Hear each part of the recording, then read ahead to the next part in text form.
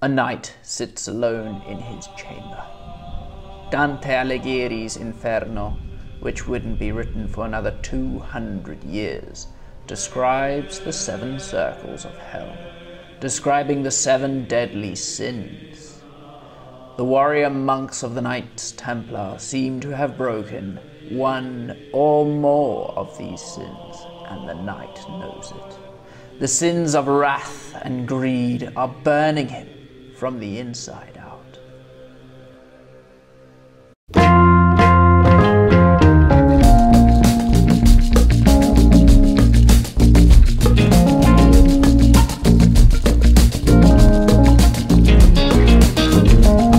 Welcome to the channel. If you're new here, go ahead, hit that subscribe button. If you are already subscribed, welcome back. Today, of course, we are going to be talking about part number 3 of 5 parts of the Knights Templar. So if you haven't seen part number 1 and 2 yet, stop what you are doing. Go watch those first. The link is indeed in the description down below of this video. And while you're there, if you like, you can like, comment, and subscribe. Now, let's get into this. We left off with the Knights Templar in a state of mockery. After 50 years of being the very dominant military force in the Holy Land, they were met with a suspicious defeat in the fiasco of Damascus, where their order's name was dragged through the rumor mill, and they were slandered for accepting a bribe from the Muslim leaders to put up a poor fight. This would not be the last time the order's name would be dragged through the rumor mill by groundless accusations, and slowly but surely the order's name would fade into a distant memory. But there's still so much to talk about before the Knights' downfall. By 1153, 5 years after the Damascus fiasco, the Knights Templar were given a task by their liege, Baldwin III, the King of Jerusalem. They were to go with him to a city 40 miles west of Jerusalem, which was in Muslim hands, and besiege the city.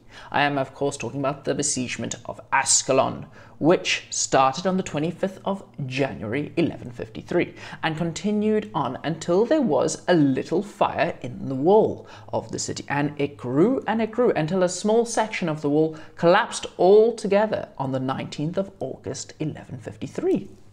The Grand Master, the leader of the Knights Templar at that time, was someone called Bernard de Tramley, and he insisted that he and his brave knights should be the only ones to be allowed to enter into the city through this small hole in the wall that the fire had made, while the rest of the Crusader army should be left outside. And although the warrior monks had to follow the vows of poverty, they could still take the spoils of war for the order itself. One chronicler even states that the Grand Master stopped the others from entering the city so that they could be the first ones to gather up the gold and silver of the city.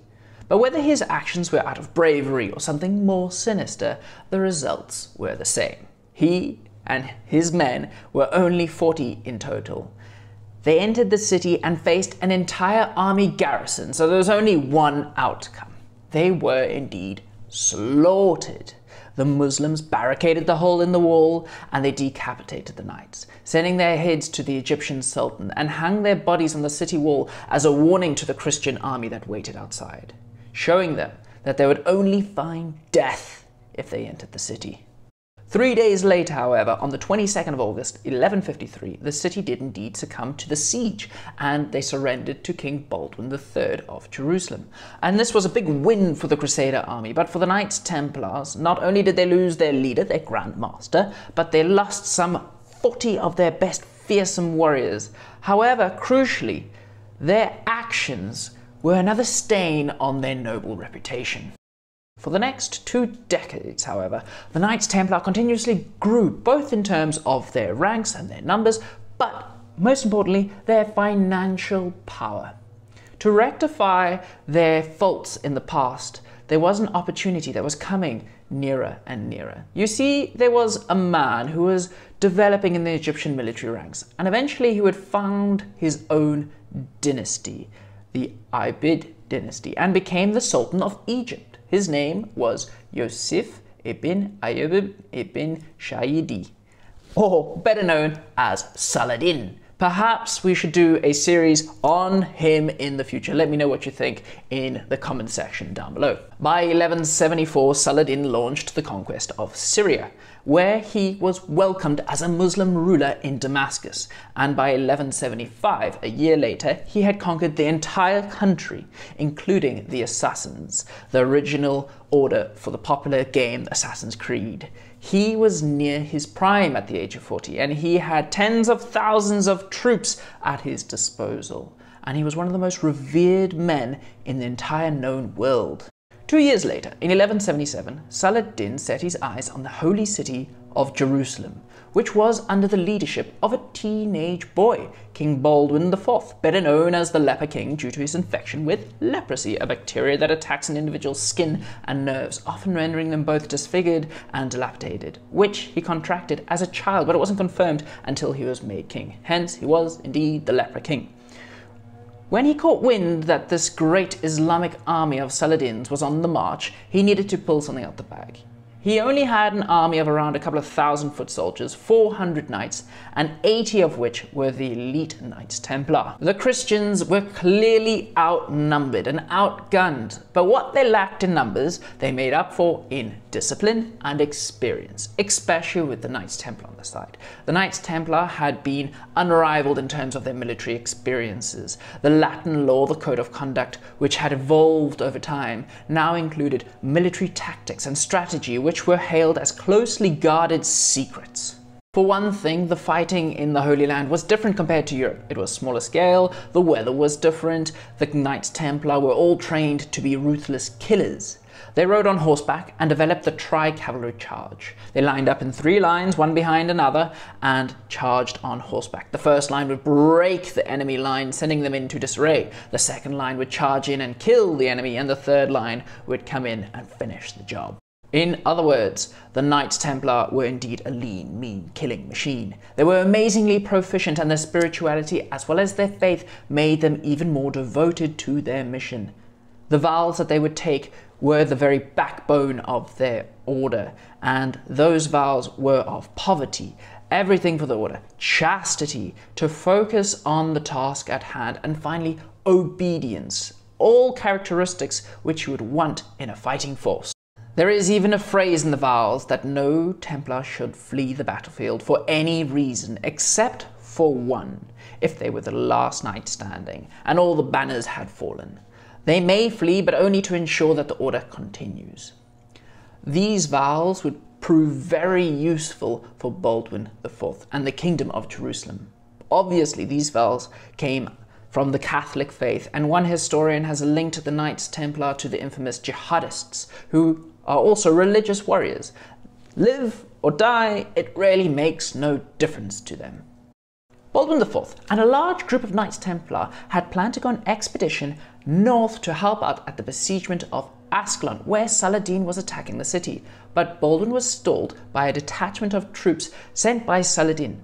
Saladin left parts of his army at the besiegement of Gaza and Ascalon, and he marched northwards with the rest of his army. When Saladin realized that the king of Jerusalem was not in Jerusalem, he wasted no time, as he realized it may be easy pickings for him, and he marched his army towards the city. Baldwin IV was finally free from this small detachment, and he led his Christian crusaders who chased down the Muslims along the coast, finally catching the enemy at Montgazard near Ramia. This was indeed a religious war. On the 25th of November 1177, the two armies met at the Battle of Montgazard. The Crusader army had around 4,500 men against, according to Crusader sources, 26,000 Muslims. The Crusader army, the Jerusalem army in reality, with the Knights Templar, attacked the badly arranged Muslims, inflicting heavy casualties. King Baldwin IV, fighting with bandages covering his sores from leprosy, was thick in the fighting.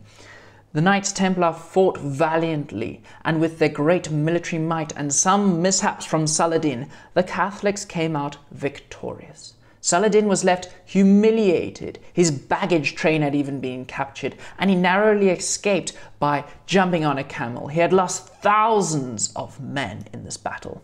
The Catholic army, along with the Knights Templar and a number of different other religious orders, such as the Knights Hospitaller, reported heavy casualties, but they were welcomed back as heroes. Against all odds, they had helped the Crusader army find victory and reinforce their claims as the elite military group in the area, with a noble quest to save the Holy Land from the Muslims, who were now by military default under leadership of Saladin.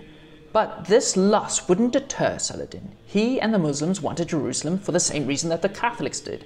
It was a good place for trade and money, but most importantly, it was a place of religious significance for him and his faith. But for now, Saladin would have to realize that he had to regroup and accept his faith. Will he be back? You bet he will. Where we will see him come face to face with the military might of the Knights Templar, nation against nation, faith against faith. But you'll have to wait for part number 4. I really hope you enjoyed that. Thank you so much for watching. Let me know what you want to watch in the future in the comment section down below. Like, comment, subscribe, the more you know.